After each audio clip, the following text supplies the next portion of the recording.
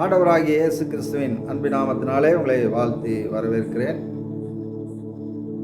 குணமாற தினந்தியானம் என்ற நிகழ்ச்சியின் வாயிலாக உங்களை சந்திப்பதிலே நான் மிகவும் மகிழ்ச்சி அடைகிறேன். இந்த நாளிலும் கடந்த நாளினுடைய தொடர்ச்சியை நாம் பார்க்க இருக்கிறோம்.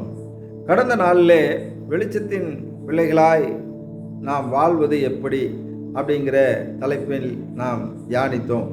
அதிலே வெளிச்சத்தின் பிள்ளைகளாய் நடப்பது, இயேசுவோடு கூட இணைந்து வாழ்வது, வசனத்தின்படி வாழ்வது, பரிசுத்த ஆவியானவர் வழிநடத்தக்கூடிய வழியிலே வாழ்வது, நல்ல செயல்களை செய்வது என்று சொல்லி நாம் பார்த்தோம்.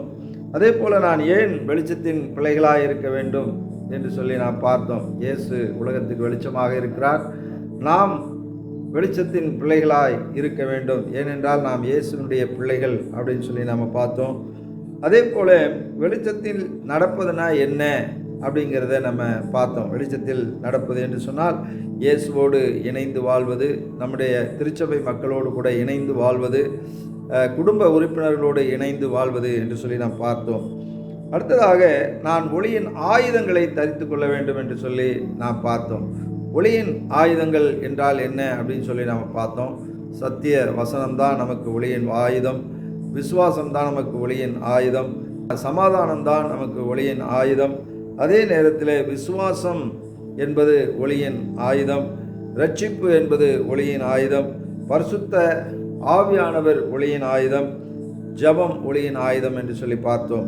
இன்றைக்கு நாம் என்ன பார்க்க போகிறோம் அப்படின்னு சொன்னால், வெளிச்சத்தின் பிள்ளைகளாய் வாழ்வதற்கு நான் என்ன செய்ய வேண்டும் அப்படிங்கிறத நம்ம பார்க்க இருக்கிறோம். யோவான் எழுதின சுவிசேஷம் 15வது அதிகாரம் 5வது வசனத்தை நாம் வாசிக்கும் போது, நானே திராட்சை செடி, நீங்கள் கொடிகள். ஒருவன் என்னிலும் நான் அவனிலும் நிலைத்திருந்தால் அவன் மிகுந்த கனிகளை கொடுப்பான். என்னை அல்லாமல் உங்களால் ஒன்றும் செய்யக்கூடாது. இங்கே நாம் பார்க்கிறோம், நான் வெளிச்சத்தின் பிள்ளையாய் வாழ்வதற்கு நான் என்ன செய்ய வேண்டும் என்று சொன்னால், இயேசுவை விட்டு பிரியாமல் இயேசுவோடு இணைந்து நான் வாழ வேண்டும். அவர் செடி, நான் கொடி. எப்படி கொடியானது செடியிலே நிலைத்திராவிட்டால் அது கனி கொடுக்க முடியாதோ, அதுபோல் இப்போ இந்த பல்பு இருக்கிறது, அது கரண்டில் இணைக்கப்பட்டாதான் அதிலிருந்து வெளிச்சம் வரும். அதுபோல் நானும் இயேசுவிலே இணைக்கப்பட்டிருந்தால்தான் என்னுடைய வாழ்க்கையில் நான் நல்ல செயல்களை நான் மற்றவர்களுக்கு பிரதிபலிக்க முடியும் என்று சொல்லி இங்கே சொல்லியிருக்கிறது. இரண்டாவதாக எபிரேயருக்கு எழுதின நிருபம் 10ஆம் அதிகாரம் 25வது வசனத்தை நாம் வாசிக்கும் போது, சபை கூடி வருதலை சிலர் விட்டுவிடுவது போல நாமும் விட்டுவிடாமல் ஒருவருக்கொருவர் புத்தி சொல்ல கடவோம். நாளானது சமீபத்து வருகிறதை எவ்வளவாய் பார்க்கிறீர்களோ அவ்வளவாய் புத்தி சொல்ல வேண்டும். அடுத்ததாக எப்படி நான் இயேசுவோடு கூட இணைந்து வாழ்கிறேனோ அதுபோல என்னுடைய குடும்ப உறுப்பினர்களோடு நான் இணைந்து வாழ வேண்டும். என்னுடைய திருச்சபை மக்களோடு கூட இணைந்து வாழ வேண்டும். அதுதான் நான் வெளிச்சத்தின் பிள்ளையாய் வாழ்வது என்று சொல்லி இங்கே சொல்லப்பட்டிருக்கிறது. அடுத்ததாக மத்தேயு 5ஆம் அதிகாரம் 15-16 வசனத்தை நாம் வாசிப்போம் என்று சொன்னால், நீங்கள் உலகத்துக்கு வெளிச்சமாய் இருக்கிறீர்கள். மலையின் மேல் இருக்கிற பட்டணம் மறைந்திருக்க மாட்டாது. விளக்கை கொளுத்தி மரக்காலால் மூடி வைக்காமல் விளக்கு தண்டின் மேல் வைப்பார்கள்.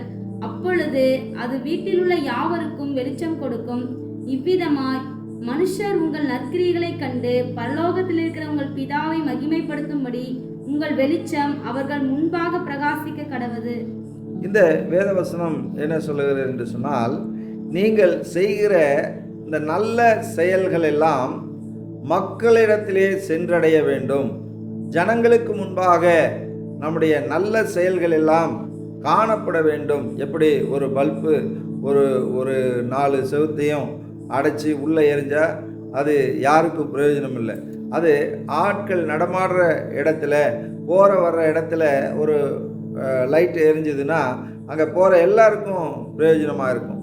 அது மாதிரி நீங்களும் நானும் வெளிச்சத்தின் பிள்ளைகளாக நாம் வாழ்கிறோம் என்பதை இந்த உலக மக்கள் அறிந்து கொள்ளும்படி நாம் மனிதர்களுக்கு முன்பாக நல்ல செயல்களை நாம் செய்ய வேண்டும். மனிதர்களுக்கு முன்பாக நல்ல செயல்களை செய்யும்போது ஆண்டவரை அவர்கள் மகிமைப்படுத்துவார்கள். ஆண்டவருக்கு அவர்கள் நன்றி சொல்வார்கள். இப்படி ஒரு நல்ல மனுஷன் இருக்கான், இவனுக்குள்ளே கண்டிப்பாக இயேசு இருக்கிறார் என்று சொல்லி. எப்படி ஒரு பல்பு பிரகாசமாக எரிஞ்சிக்கிட்டு இருந்ததுன்னா எல்லாத்துக்கும் கரண்ட்டு இருக்குது அப்படிங்கிறது தெரியுது இல்லையா? அது மாதிரி நமக்குள்ளேயும் நான் எப்பொழுதும் நல்ல செயல்கள் செயல்படும் போது மக்கள் ஆண்டவர் இயேசு ஜீவனுள்ளவர் என்பதை புரிந்து கொள்வார்கள். அடுத்ததாக கலாத்தியர் 5ஆம் அதிகாரம் 16வது வசனத்தை நாம் வாசிக்கும்போது, இன்னும் நான் சொல்லுகிறது என்னவென்றால், ஆவிக்கேற்றபடி நடந்து கொள்ளுங்கள், அப்பொழுது மாம்ச இச்சையை நிறைவேற்றாதிருப்பீர்கள். இங்கே சொல்லுகிறது, நாம் மாம்சத்தின் கிரியைகளை நாம் நிறைவேற்றக்கூடாது. மாம்ச இச்சைகளை, நம்முடைய சரீரத்திலே வருகிற ஆசைகளை நிறைவேற்றினால் நாம் வெளிச்சம் கொடுக்கிறவர்களாக இருக்க முடியாது என்று சொல்லுகிறது. பரிசுத்த ஆவியானவர் காட்டுகிற வழியிலே நடக்கும்போது தான் நம்முடைய வாழ்க்கையில் நல்ல செயல்களை செய்ய முடியும் என்று சொல்லி இங்கே வேதம் நமக்கு சொல்லுகிறது.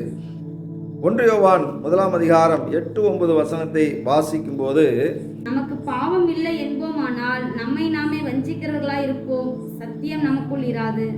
பாவங்களை நாம் அறிக்கையிட்டால் பாவங்களை நமக்கு மன்னித்து எல்லா அநியாயத்தையும் நீக்கி நம்மை சுத்திகரிப்பதற்கு அவர் உண்மையும் நீதியும் உள்ளவராய் இருக்கிறார். இங்கே நாம் வெளிச்சத்தின் பிள்ளைகளாய் நடக்க வேண்டும் என்று சொன்னால் பாவத்தை விட்டுவிட வேண்டும் என்று சொல்லியிருக்கிறது. நம்முடைய பாவத்தை நாம் அறிக்கை செய்து விட்டுவிட வேண்டும் என்று சொல்லி இங்கே சொல்லப்பட்டிருக்கிறது. அப்போது நாம் பாவத்தோடு வாழும்போது இருளிலே வாழ்கிறோம் என்று சொல்லி வேதம் நமக்கு சொல்லுகிறது. பாவத்தை விட்டுவிட்டு வாழ்வது தான் வெளிச்சத்தை கொடுக்கிறவர்களாக இருக்கிறோம் என்று சொல்லி இங்கே வேதம் நமக்கு சொல்லுகிறது.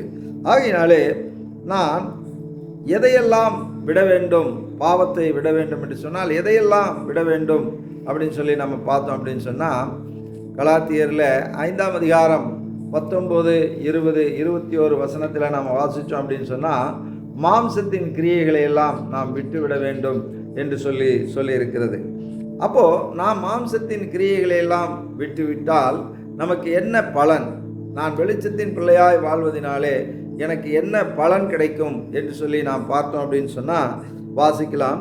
கொலோசியர் எழுதின நிருபத்துக்கு நாம் வருவோம் என்று சொன்னால், பாவ இருளிலிருந்து அவர் நம்மை விடுதலையாக்குகிறார் என்று சொல்லியிருக்கிறது.